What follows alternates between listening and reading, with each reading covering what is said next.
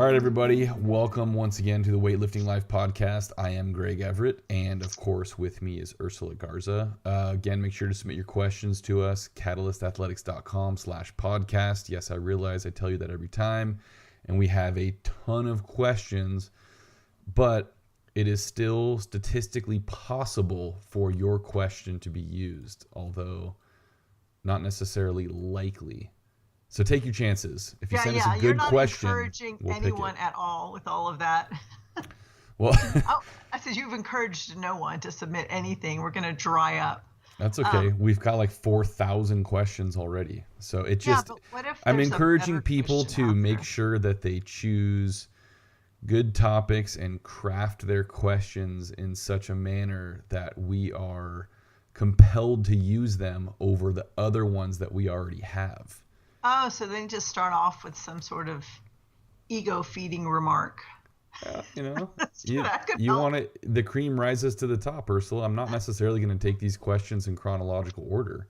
You could be the first, but you could be terrible. So I have something to say real quick. I want to congratulate Morgan King. No, I said quick. I just want to congratulate Morgan King on her performance. Though I know this isn't going to come out for a while. But she broke an American record, and I think for her first time on the Olympic stage, she did phenomenally well. Well, and she broke an American record in the snatch on her third attempt after missing her second and going up 1 kilo. So that's even harder to do. Yeah, she did great.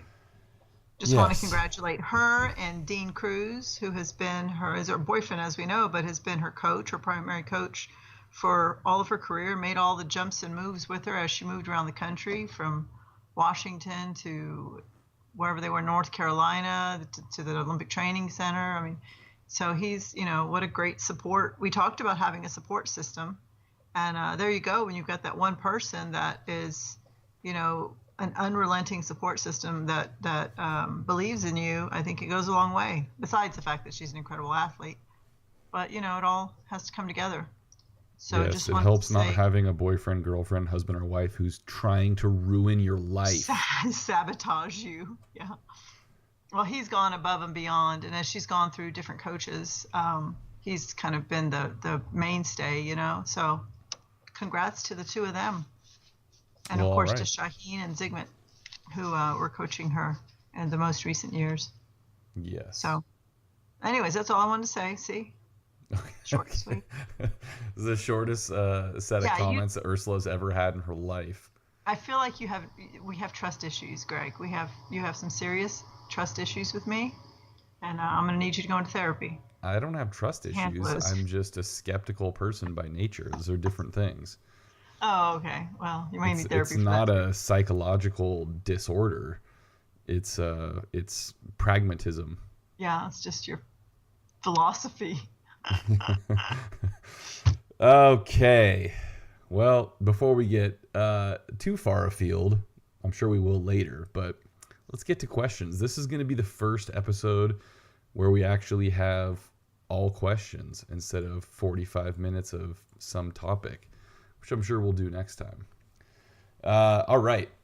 This is a good one because not only does this question come up a lot, but I have heard a lot of really bizarre, and by bizarre I mean totally incorrect and stupid answers to it. So hopefully we'll get some clarification on the topic. Tommy asks, I've been experiencing a feeling of lightheadedness while digging from a heavy clean and occasionally during heavy deadlifts or pulls. The bar is not resting on my throat, as I've already checked that. It is in what I feel a secure rack position. Now, during the feeling of lightheadedness, I also experience a sensation of the maximum strength. The bar becomes weightless and my muscles seem as if they are clicking from my feet to my shoulders. That sounds incredible. I know. I've never had this. I'm jealous.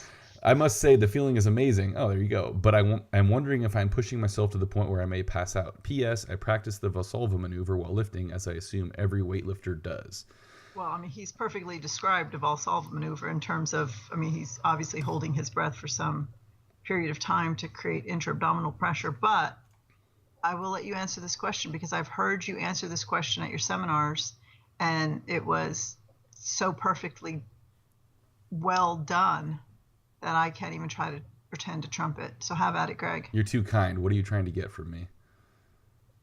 I haven't thought of anything yet, but I'll figure it out. All right. Well, so there are a number of possibilities, and usually there are multiple elements at play in this. So I'm going to try to run through them in an orderly fashion so everybody can stick with me here. Number one, the most basic thing to always consider is, are you extremely exhausted and or dehydrated? Because that's going to screw you up when you're doing anything physical, or even just sitting on the couch, you're going to feel like shit. And that's not something you can necessarily fix very quickly between sets. You can drink some water, but you're probably not going to suddenly go from dehydrated enough to be dizzy and lightheaded to fully hydrated in one set. But you can at least try. With the exhaustion, of course, you've got to look at not just your training program. Are you going nuts and doing too much, too hard, too frequently, whatever the case is? But usually this is more of a lifestyle issue. Do you stay up till 2 in the morning and then get up at 6, work for 12 hours, and then come do this training? If that's the case, I'm not sure why you would ever be surprised if you felt terrible and like you were going to pass out when doing heavy lifts. The next one, well, actually, first let me say this. A lot of the times, one of the responses I get or hear when people say, "Oh, I'm getting dizzy when I do cleans or front squats," is, "Well, the bar's crushing your windpipe." And so my question to that is, can you hold your breath for 5 seconds without passing out? And I've, to this day, haven't met anybody who can't do that. It's pretty common to be able to hold your breath for a lot longer than the time it takes to do a clean and jerk, a deadlift, even a full set of squats, and not pass out or even get dizzy. So it's not an issue of cutting off airflow. If you're curious about this, you can hold your breath right now while you're listening to the rest of this answer, and you can probably make it considerable distance and not pass out and still be around to hear the rest of it. So test that out. So it's not a trachea. It has nothing to do with it, although you may feel pressure on your trachea. More likely, if it's a compression issue, it's your carotid arteries, which are not incredibly superficial, but they're close enough, and they're surrounded by muscles and tissues and things like that that will be compressed by the bar and then will push into the carotid arteries and occlude them partially. So if you cut off blood flow to your brain with these arteries, it only takes a couple seconds before you can start getting really dizzy. Any of you who've ever done, wrestling or jujitsu or anything like that where you use blood chokes, you can put someone to sleep in like 3 or 4 seconds if you sink a choke properly. It doesn't take much. Well, and I think that also explains why, he's not saying this happens with light weights. It happens specifically with heavy weights. Right. And but because again, sometimes people feel like they're going to pass out with light weights as well. If you have that as a repeated effect, then you might have to look into some of these other physiological issues that you're talking about, like dehydration or exhaustion. Right. And that's the thing, is you're usually going to have multiple of these elements at play together. So it's not going to be one or the other. They're all going to have some degree of influence on it. So the number one thing there is to make sure you have a proper rack position if you're doing, front squat or clean. And a lot of times, like Ursula just said, if you do have a proper rack position, but then you have a very heavy lift, or especially in a clean, you're going to see this very often with people who let their cleans crash on them, which then means that rack position is not necessarily correct, and that bar has sunk way deeper into the throat than it normally would have, say if you're doing a better clean or you're taking it out of a rack for a front squat. So what you believe is typically a good position that protects those arteries, if you throw that bar onto yourself and let it smash you in the bottom of a squat, that can very quickly change how protective that position is. So check that position. Make sure that you're not only protracting your shoulder blades to create that channel for the bar to sit in between kind of the peak of your shoulders and your throat, but you're elevating them slightly. And this doesn't mean, people misinterpret this all the time when I say it. Don't shrug your shoulders as high as you possibly can. That's nonsense. Just push them up enough that you do create a good channel for the bar, and it keeps that bar from smashing your collarbones. Because if it's all the way on your collarbones, there's a good chance it's a little too deep against your throat too. The next one, of course, like Ursula mentioned, with a Valsalva maneuver, also known as holding your breath. Valsalva maneuver sounds so fancy. you're going to have reduced cardiac output. In other words, you have that intrathoracic and intra-abdominal pressure that's just squeezing all of your blood vessels, squeezing your heart itself, and basically preventing the heart from pumping the same volume of blood with each stroke that it would in the absence of that pressure. So you have slightly less blood going through your whole body and getting to your brain. And of course, normally that's not that much of a deal in and of itself. It's part of this kind of collection of elements that's going to contribute. And then do you think that that's his, because I'm a little off about this, like this lightheadedness that he describes almost as a euphoria. Well, for anyone who's ever passed out or come close to, I think that's a pretty common feeling. I've experienced it many times. You get, you kind of like tingling and lightness, like you feel hollow.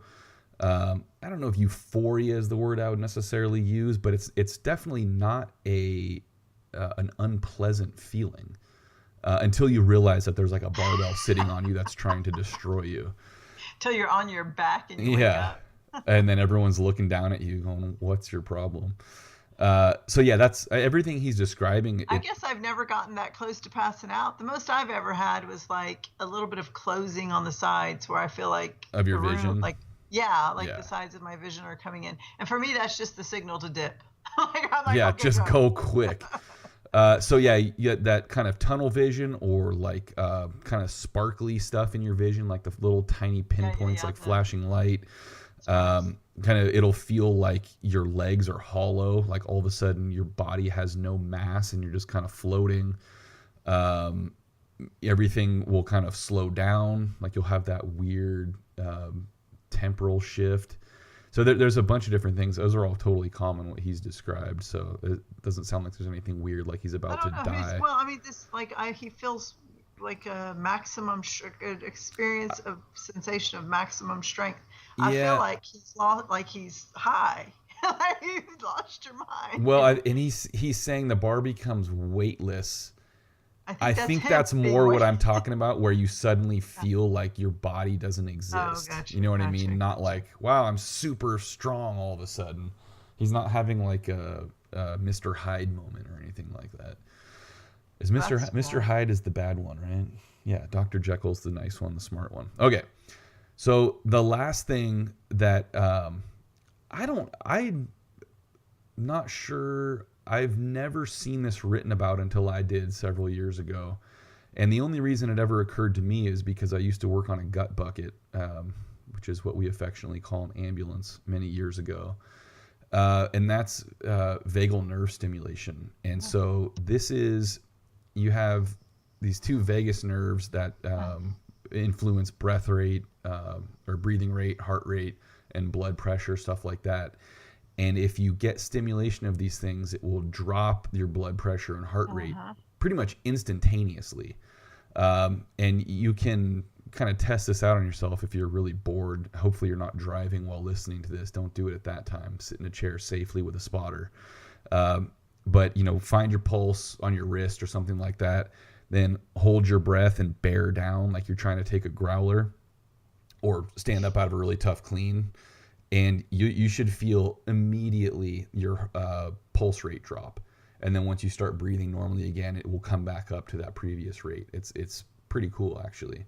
And that's actually how I passed my pre-employment physical for the ambulance, because I had really high blood pressure. I kind of snuck that past the nurse there. But anyway,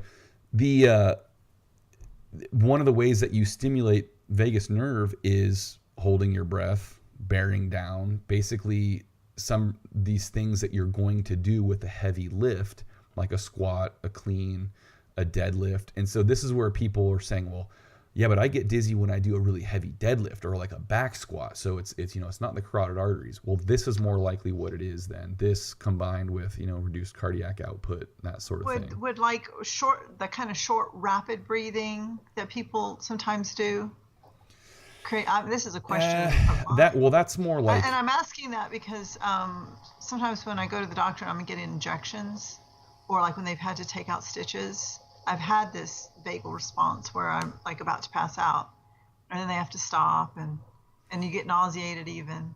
Yeah, I don't actually don't know if that's directly a vagal nerve response. I mean, it's certainly That's what my hyperventilating, and you're doctor said. getting, a buildup of CO2 and stuff like that, which will fudge you up too.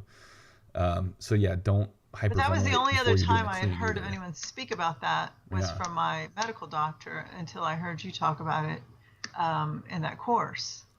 yeah. And See, so I'm a then I was medical just, yeah. doctor. You're just really I play close. I one mean, on the it's like internet. almost the same. Yeah.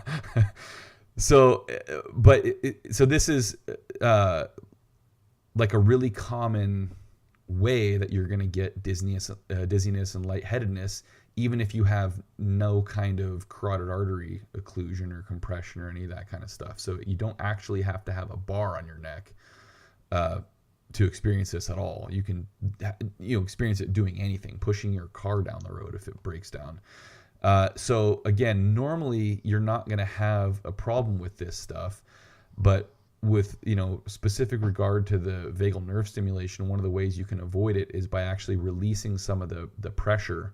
So rather than holding your breath completely through a rep, you exhale a controlled amount of air, of course. So you want to maintain the vast majority of that air to maintain the pressure and the stability of your trunk, but you're releasing a stream of air in your. Generally, this requires you make some kind of cool sounding noise during a lift. You're grunting, you're hissing, whatever your particular style is.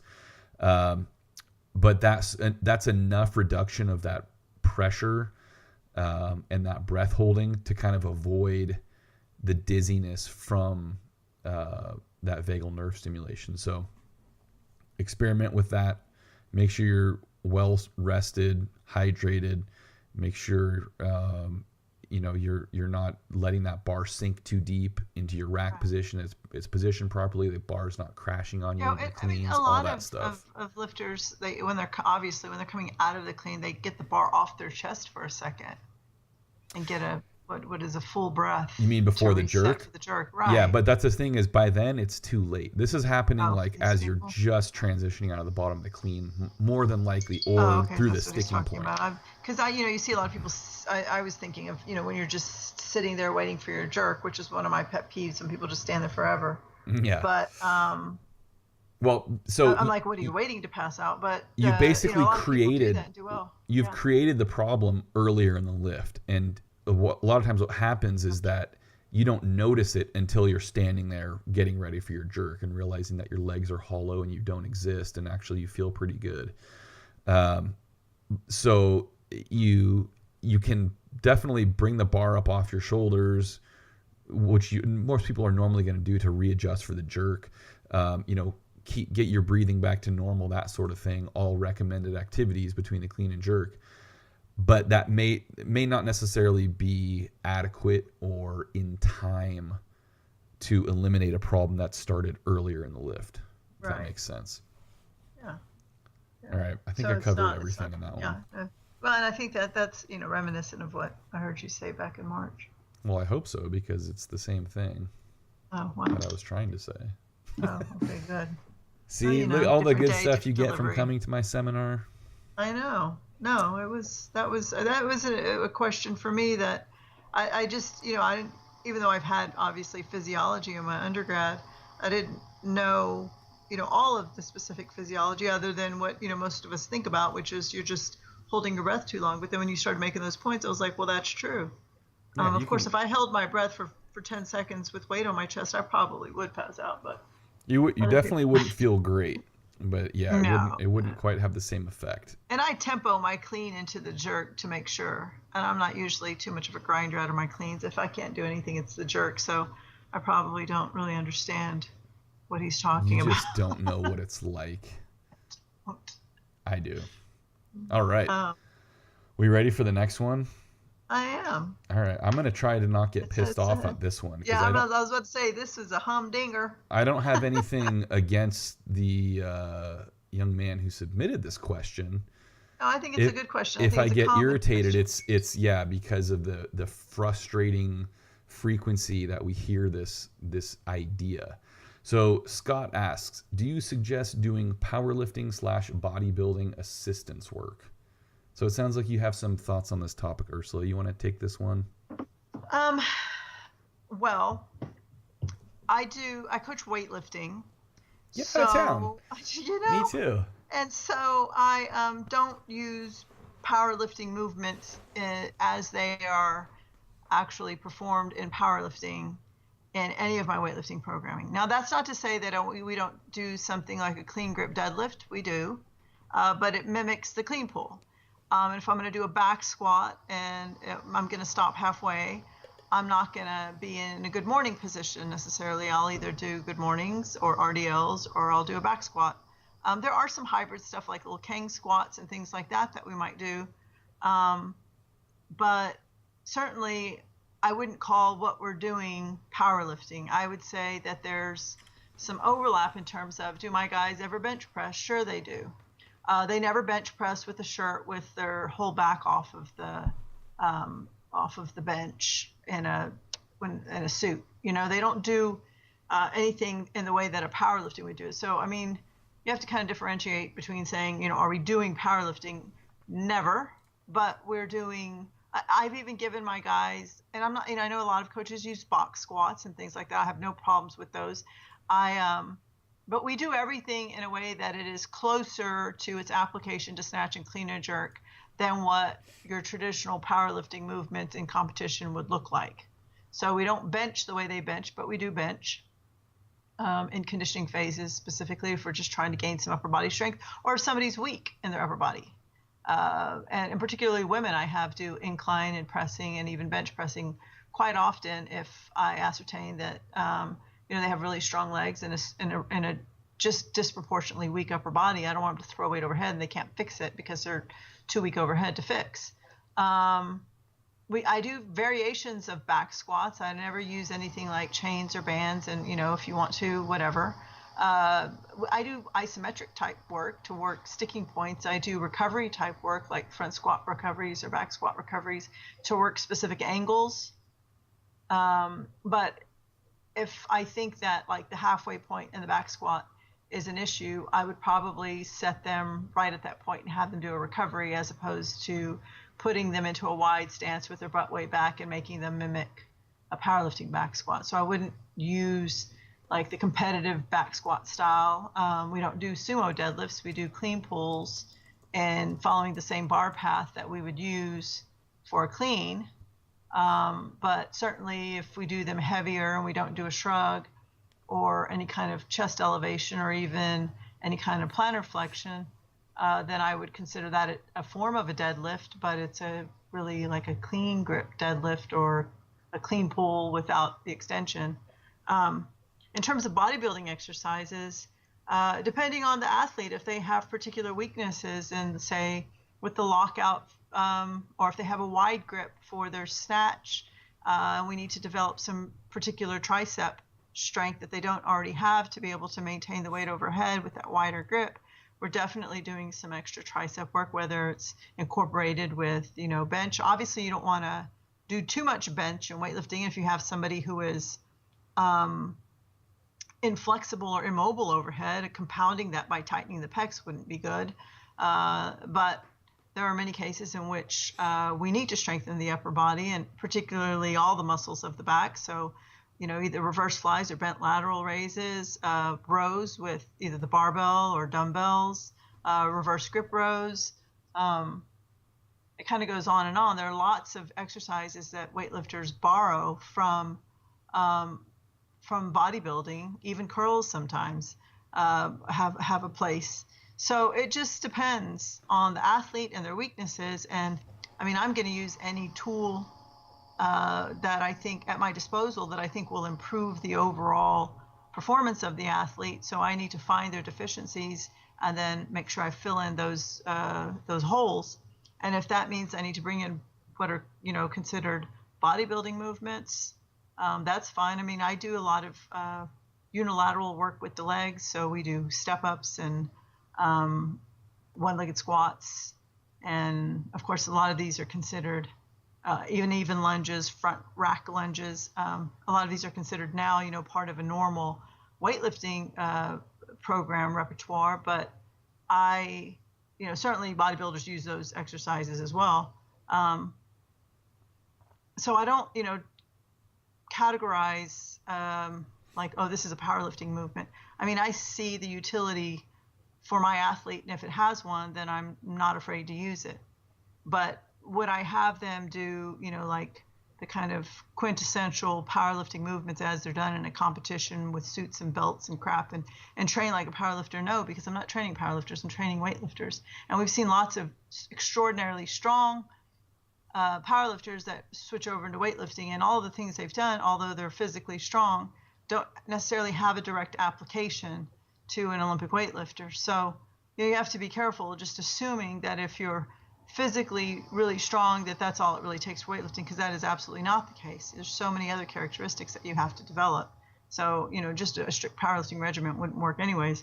And we've had some kind of freaks like Mark Henry and Shane Hammond, but even those guys were kind of overstrong for the lifts that they demonstrated in the snatch and clean and jerk. And in terms of bodybuilding exercises, I think I covered that. Like, I'll use whatever exercise I think will fill in a deficiency for an athlete.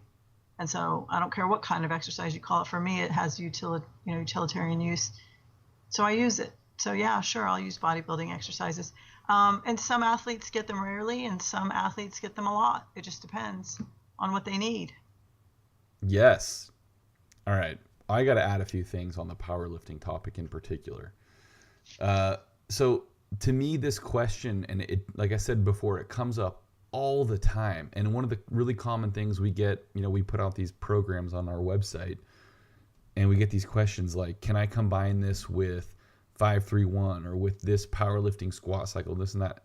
Well, first of all, you can. Second, it's not going to work right. But like, why there's this like fundamental misconception that a weightlifting program doesn't get people strong. It's like this thing that these people believe that a weightlifting training program is just a technique, right? And this is this idea that's propagated by a lot of powerlifters and powerlifting coaches. Well, weightlifters only train technique. All they do is snatch and clean and jerk technique. They need to get stronger. Well, every single weightlifting program I've ever written has a lot of squatting, pulling, and pressing strength in it during the right periods of time. And I would say that if you actually compare, elite competitive weightlifters to elite powerlifters, what they can squat, for example, without gear is extremely similar. And in a lot of cases, the weightlifters can out squat the powerlifters. So and especially if you tried to move them into a full movement because they've never trained the lower ranges of motion. Yes, that's a given. But that's kind of unfair because they haven't trained. Even if you compared a weightlifter's Olympic squat to a powerlifter's, parallel or, quote unquote parallel squat in a lot of cases, you're still going to see, remarkably similar numbers. So that to me is just a fundamental misconception about the two things. And so I think when I write a lot of, especially for the higher level lifters, there may be something too, like a beginner, you're spending probably more, I would say I do at least, a disproportionate amount of time on technique development than I am on strength development. But once you have some sort of adequate technique, your numbers going up in your lifts is based not just on the maintenance of your technical proficiency, which has a role, but actually getting stronger. So it's what we really are meant. That's what we're doing.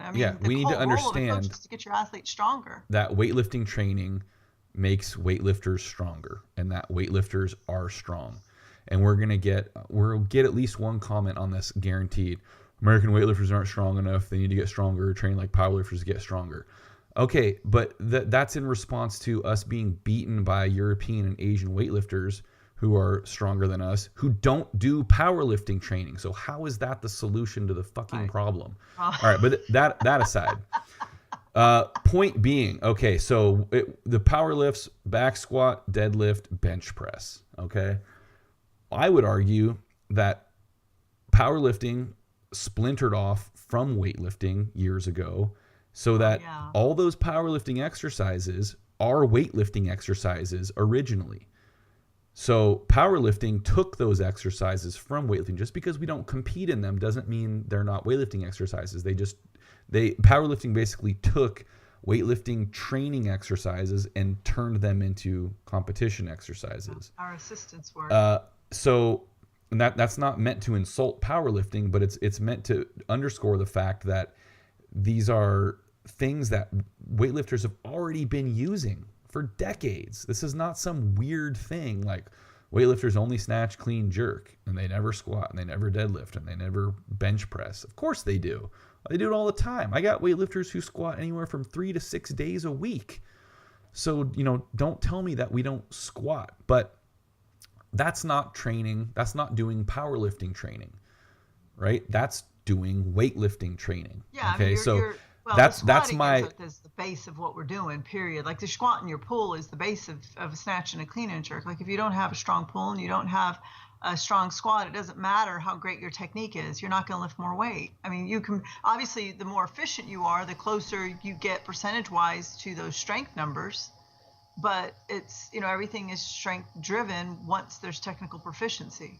So I don't even get why people think that we wouldn't care about getting stronger, only becoming more technically efficient. Because then what happens, once I'm proficient at the technique? It's because American weightlifting coaches are obviously incompetent morons, according to every powerlifter in the U.S. I would argue that weightlifting coaches in America know more because we have to train athletes that don't take drugs. I would argue that too, but it doesn't matter. It doesn't make one bit of fucking difference in the grand scheme of things. But anyway, to go back to a point that I was trying to make before you interrupted me for the 5th time in the last 10 minutes. Bite me. I will not. Is that going back to what Ursula mentioned earlier, is that if we do a back squat, if we do a deadlift, we're doing them using positions, postures, and basic movement patterns that are in line with what we need for the snatch and clean and jerk. So the only way we could say, take a weightlifter who in their program is doing back squat, clean grip deadlift, and bench press. The only way I would say that is doing powerlifting accessory work is if they're doing a back squat in a stereotypical powerlifting fashion. So it's usually gonna be a wider stance. The trunk's way more inclined, the hips are way farther back. Completely different position than you're ever gonna see in the sport of weightlifting. In that case, yes, that's powerlifting accessory work, but we're pretty much never gonna do that. And reason being is, strength isn't this weird, magical, like all-pervasive quality. It's very specific to positions and movement patterns. It's, in a sense, it's a motor skill. So this idea that you can do box squats, really hip-dominant box squats and deadlifts with your hips so high, your head is turned around and up your ass, and that's going to somehow make you snatch and clean and jerk better is just totally misguided. And it really shows someone's lack of experience with weightlifting to believe that. It ends up creating these huge problems that take years to correct sometimes, because you have to retrain that person and get them strong in the appropriate postures and movements. So the short answer to that question is, no, I don't suggest doing powerlifting assistance work ever. And if we do something that someone might say is powerlifting assistance work, I would argue it's not powerlifting assistance work. It's just weightlifting training. With regard to bodybuilding, I'm with Ursula. We call it beach work or flexercise. But yeah, we do it usually 2 to 3 days a week, pretty small doses of it. And that's usually in the, preparation mesos. So we're, far out from competition, and we'll usually drop it completely, at least 1 week, usually 2 weeks out or so, or, absolute bare minimum. For me, it tapers. Like it's more heavy-ended at the beginning of like a 16-week cycle or a 12-week cycle. We'll have more of that type of work in there. And of course, as the volumes, the load starts to increase and intensity starts to go up as you go into the kind of middle phase where you're doing more strength work, something has to give, so you can't keep everything in, and so you start taking out the little pieces, the singular joint movements start coming out, so you keep in all of your multi-joint movements, which would be your lifts and your squats and your pulls. So we start all your with powerlifting accessory work. But the thing to keep in mind with the beach work is that, and I think it's something a lot of people overlook, and I think it's more commonly understood in kind of the athletic strength and conditioning arena, is that relatively lightweight, higher rep, bodybuilding type work is pretty effective for, tendon strength. But the trick is, so it's good for joint conditioning to kind of get that lifter prepared for that later, heavier, competition training phase. But the key with bodybuilding work in weightlifting is, number one, like Ursula said, you only have, the resources to handle so much training. So you got to make sure that you're not overdoing it and you're not cutting into your ability to recover and train the most important parts of your routine, right? You don't want to have to, stop squatting because you're curling too much. I mean, that in particular would be tough to do, but I've seen people get extremely carried away. And then the other really big important thing is that you've got to do these exercises through a complete range of motion. So, bodybuilding typically is done through an intentionally shortened range of motion to kind of keep, tension on the muscle for longer and more constantly. But you end up killing your mobility and, more often than not, set yourself up for some tendonitis and things like that. So yeah, we don't want a lot of intentional shortening of the muscle. I mean, a lot of people are already that way. Right. And yeah, so, we don't need help with that 99% of the time. Yeah, you might need to actually use it more for, creating a lengthening of the muscle, particularly like in the biceps for somebody who has, really tight biceps or delts or pecs. Yeah. So choose your exercises wisely and perform them correctly. And actually, conveniently enough for everybody, I posted an article about this maybe 2 weeks ago that gets into kind of more detail about the beach work and kind of what I recommend. And then there was a follow-up this week actually with suggested exercises and grouping and that kind of thing. So pretty much got you taken care of on that end. All right. Next. Well, it seems like you created a segue here for Nina's question. Did I? Uh-huh. All right. Well, let's do that one. We'll skip Donnie and potentially come back because I think that will be a quick one. All right. Nina asks, for the back squat, should you go all the way down, ass to grass, or is it okay to just go to parallel? Also, is it okay for the torso to come slightly forward, 45-degree angle, or should your torso stay completely upright? Nina, I don't mean to be rude, but 45-degree angle is not slightly forward. That's dramatically forward. Okay. So I'm going to go for the back squat. Should you go all the way down, ass to grass, or just is parallel okay? I don't know. Do you want to only be able to come up from parallel, or would you like to come out of a full clean? So there's that. We're just assholes today. Seriously. Also, is it okay for the torso to come slightly forward, or should you? No, it's not okay. No. I mean, not if it's going to be 45 degrees. I mean, obviously, if you want to squat heavier weight, then you might bring in more posterior chain. But the more you do that, the larger the degree of that angle change that you're forward, the less it applies to your actual clean. Yeah, I would. Let me just say it this way. Sometimes you are going to squat to parallel. There's an exercise called parallel squat.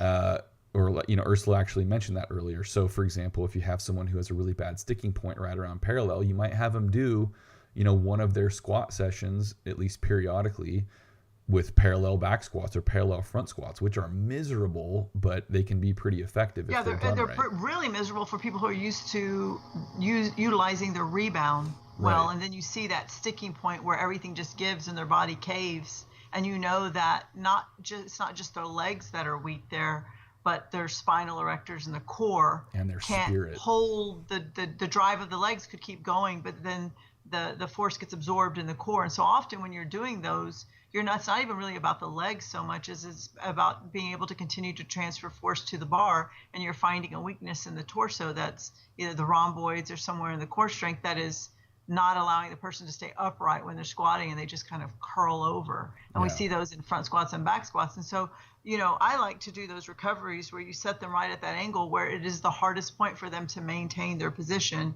and you come up out of that. Now, whether you do that by doing a half squat, or you do it by setting them at a half squat and having them stand up for that, or you have them going to a half squat, stopping, and then going down, rebounding, coming to that position, stopping again, and then coming up. I mean, I've used all of those to try to figure out which of those exercises is most beneficial for a particular athlete. But they're all meant to do what just going to a parallel squat could do. But, you're finding a specific angle weakness and then dealing with that angle weakness, because we know that, as you had mentioned earlier, strength is angle specific. So if we know that there's a specific deficiency at an angle, we figure out where it is and we strengthen them so that they don't continue getting stuck at that same angle. So you're almost, you're strengthening that particular angle. But I mean, as a general rule, you should be going all the way down on the majority of your squats. That would just be as a remedy for a deficiency. It's an accessory exercise. It's a supplement to your normal squatting, which is full depth. And I define full depth as the lowest, basically a completely closed knee joint with the maintenance of the proper spinal extension.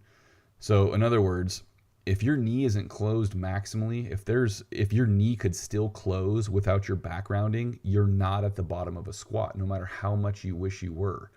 And the reality is that if you start cleaning heavy weights, even snatching, but particularly cleaning heavy weights, you're going to get pushed down to the bottom whether you want to be there or not. So you better prepare for it in terms of strength, in terms of stability, and in terms of mobility, in terms of joint conditioning, or you're just setting yourself up for not only missed lifts, but for injury. Yeah. So those are the people that once the weight gets heavy, they go further than they did before, and now they're pinned. Right. Because they've never even been down there. Or they're the people who just power clean after a certain amount of weight because they're too scared to get under it. Their bodies refuse to let them go down there. Regarding torso angle, so and this goes to the parallel squat. If you're doing a parallel squat as an assistance exercise, or a pin squat, or a concentric squat, any of those things Ursula was talking about, that torso angle, that posture is incredibly important, because what you're going to find is that if you tell a normal squatter, a weightlifter, to squat to parallel, they're more than often than not going to try to sit their hips farther back than they would be in the same position during a normal squat, because it's easier. It doesn't, it's taking more off the quads and pushing more to, the glutes and hamstrings. But the problem is that that's not going to then be a solution to the original problem. It's going to reinforce, or it's going to strengthen a position that we don't want to use. And so that it's going to more likely put them in that poor position when we're recovering from cleans or from snatches, or even pulling off the floor. We're going to tip and shoot the hips up, lead with the hips instead of using the legs. So that posture is very, very important. And so the torso angle in general, it's going to be different athlete to athlete depending on proportions. So we talked about that the last episode, how proportions kind of affect positions and movements to some extent. But in general, what you're trying to do is maintain as upright of a posture throughout the entire squat as you can. And the torso is going to lean. Basically, it should hit kind of like that maximum forward inclination as you get to around that parallel position. Because your hips are attached to your knees, which are attached to your ankles, which are attached to your feet, which are stuck on the ground. And so, the hips do have to sit back and then come back in slightly, but you're trying to minimize that. You're basically trying to move straight down and straight back up as much as possible. And I all the time get people, but it's hard to do that. I feel stronger when I sit back. Well, no shit, because that's how you've been training your whole life. And those are the muscles in those angles and those postures that you've strengthened the most. So your body is always going to default to the positions it's strongest in. So that's why it's so important to break those habits and to build up your strength in the positions that are optimal for snatching, cleaning, and jerking. And if you just continue to squat in those poor positions because they feel more comfortable, they're easier, that's what you're accustomed to, you're just reinforcing the original problem, and it's going to be harder and harder and harder the longer you go to end up correcting it. So if you're one of those people who constantly tips forward in your cleans or in your squats or in your pulls, this is you. I'm talking to you. You need to fix that shit.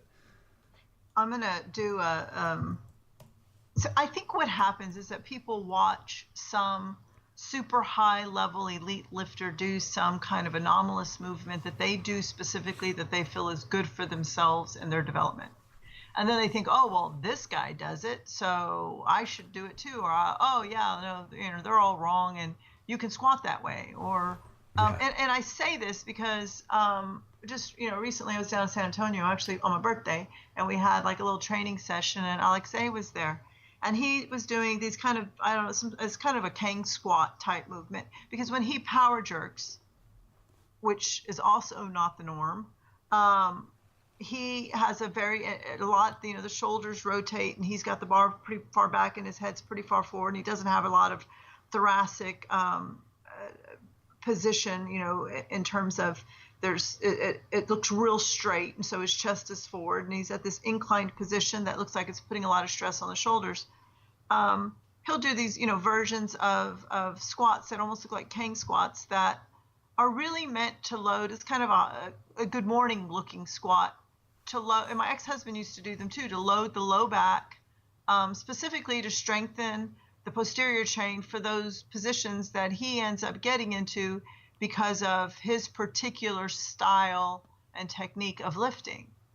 But that doesn't mean that's what you need to do, because unless you are him, so, Olympic champion that looks like a box, you probably aren't ready for that or don't need that particular exercise. Now, it might be if you're somebody who's very weak in the posterior chain, you start doing some of those kinds of exercises. But I mean, most people would argue, well, in that case, just keep working on clean pulls and RDLs and other exercises that we know work that aren't so, focused on a particular technique that you don't actually have.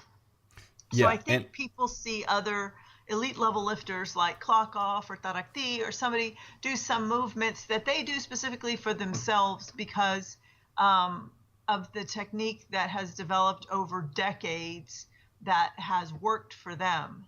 And they're not really looking from a biomechanical perspective as to whether that is what is most efficient in movement for themselves. They're just looking at, this is what this guy does, so this is what I'm going to do.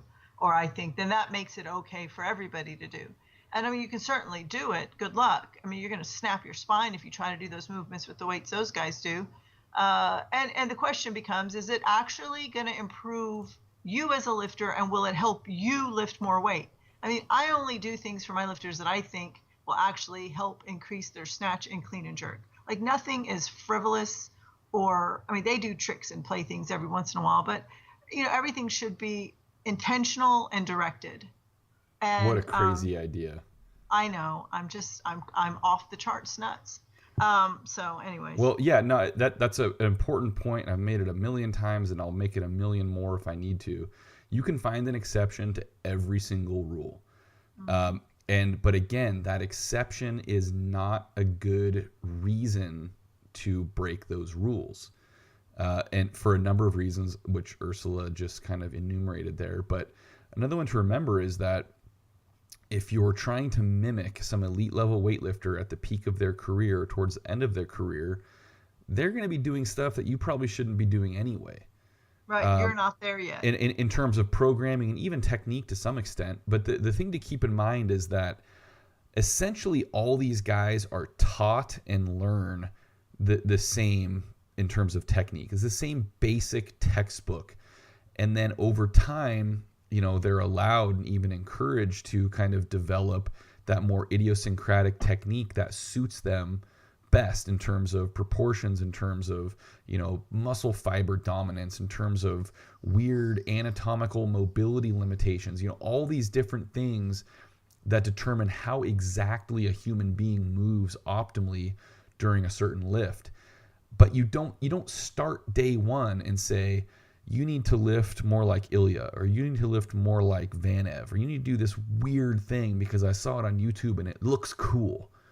Like, you can't choose technique and programming based on what looks and seems cool. You do what Ursula just said, and you do what is most effective for the actual individual athlete in question. And that's hard to do, especially now when we're inundated by, YouTube and Instagram and Space Face and all these different things where it's like shiny objects in all directions distracting us from the most fundamental stuff that we end up skipping over and screwing ourselves because. Okay, that's enough of that. So wound up today. I haven't even had Yeah, enough I know. caffeine, and I'm just. You can see why my blood pressure is so high back in the olden days. Well, I've calmed down take your blood in pressure my old medication like age. me. Nah. All right. Well, we Yeah, got that's time. what I said. We got time for one more, I would say. You know what, Ursula? Why don't you choose from Donnie, Brittany, or Andrew? Which one would you like to do? You got to choose faster than that. I know. I'm reading. I already told you at the beginning of this. I can Okay, well, barely people see. don't want to listen to you read silently. Okay, here we go. Donnie, I'll just do it in order. Okay. I just finished my first week back from a week and a half long vacation. My front and back squat, I think he means are down in numbers. yeah, are down in numbers. I'm on your 12-week strength development cycle. That would be yours, Greg. I was on a smooth sail before I left. Why the hell did you go on vacation? Yeah. I cannot hit my percentages. Help. Okay, Donnie, don't go on vacation in the middle of a cycle. That you blew it.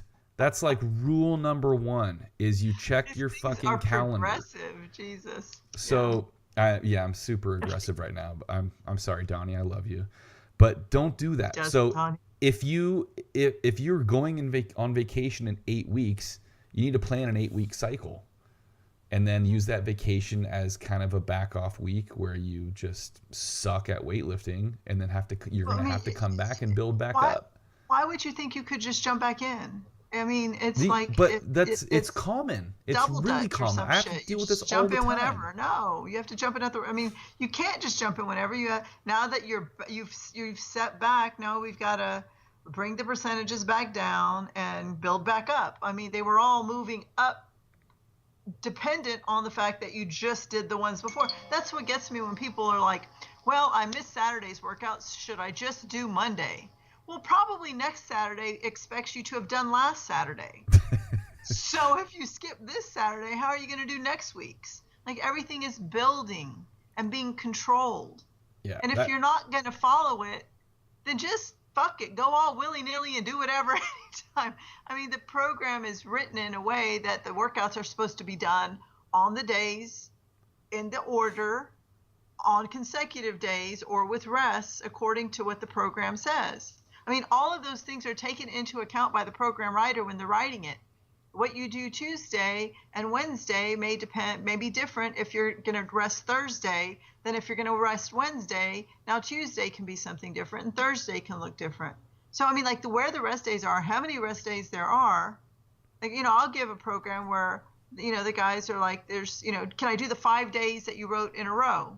Well, no, because I wrote Monday, Tuesday, Wednesday, rest Thursday, Friday, Saturday. Or I wrote Monday, Tuesday, rest Wednesday, Thursday, rest Friday, Saturday, Sunday. Or I'm like, I wrote it with the days for a reason. If I wanted you to go Monday through Friday, I would have written something different.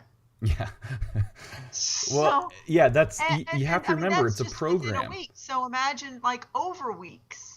Over weeks, it's even more important because everything is building now and dependent on what the work you've already completed and how long ago you completed that work. Yeah. So like it's a long-term process. It's not I blame CrossFit for this mentality, and I don't mean to get into a CrossFit bashing thing, but this workout of the day kind of mentality where it's this random thing that pops up each day, and there's no progression from yesterday to today to tomorrow or 6 weeks ago. Even CrossFit has that worked in. Like if you're writing good, it's not even your CrossFit or weight. It's just strength and conditioning principles. They're supposed to be pervasive everywhere. Yes, they're supposed to be, Ursula. What does that have to do with anything? People are supposed to be polite, but they're not. So point is, it's a 12-week program, and the very last day of that 12-week program. Well, now it's a 13-and-a-half-week program, Greg. Well, no, now it's another 12-week program. But he just basically lost those first 8 weeks. It's probably going to take him so many weeks to get back that he might as well just start the whole thing over. So point is, when check your calendar. Like that, I can take them back. I can say, well, go back to this week. You know what I mean? Like go back, at a minimum, go back 2 weeks and start over. because you know that, whatever progress, I mean, if you're not that far in, your percentages may not be that high yet.